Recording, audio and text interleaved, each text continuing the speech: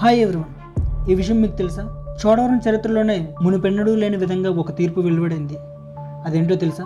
10 ఏళ్ల క్రితం తెలుగు రాష్ట్రాల్లో సంచలనం సృష్టించిన చిన్నారి వేపాడ దివ్య హత్య కేసులో సంచలనం తీర్పు వెలువడింది. ఈ కేసులో నిందితుడు గుణశేఖర్ను దోషిగా ప్రకటించి చోడవరం కోర్టు మరణశిక్షను ఖరారు చేసింది. చోడవరం కోర్టు చరిత్రలోనే ఇలాంటి తీర్పు మొదటిసారి. అయితే దేవరపల్లి పోలీస్ స్టేషన్ పరిధిలో నమోదైన ఈ కేసు వివరాల్లోకి వెళ్తే, గుణశేఖర్కు దివ్య కుటుంబంతో గొడవలు ఉన్నాయి.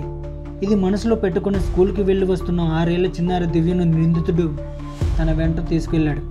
బిల్లలమెట్ట రిజర్వేర్ వద్ద తీసుకెళ్లి బీర్ బాటిల్తో గొంతు కోసి పైశాచికంగా హత్య చేశాడు. ఈ ఘటన అప్పట్లో కలకలం రేపింది.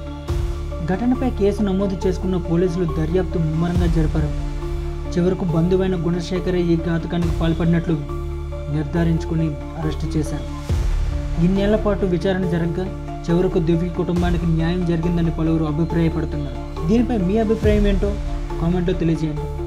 కోర్టు నిర్ణయం సరైనదైతే లైక్ చేయండి. ఇలాంటి ఇంట్రెస్టింగ్ అప్డేట్స్ కోసం మన ఛానల్ సబ్స్క్రైబ్ చేసుకోండి. Thank you.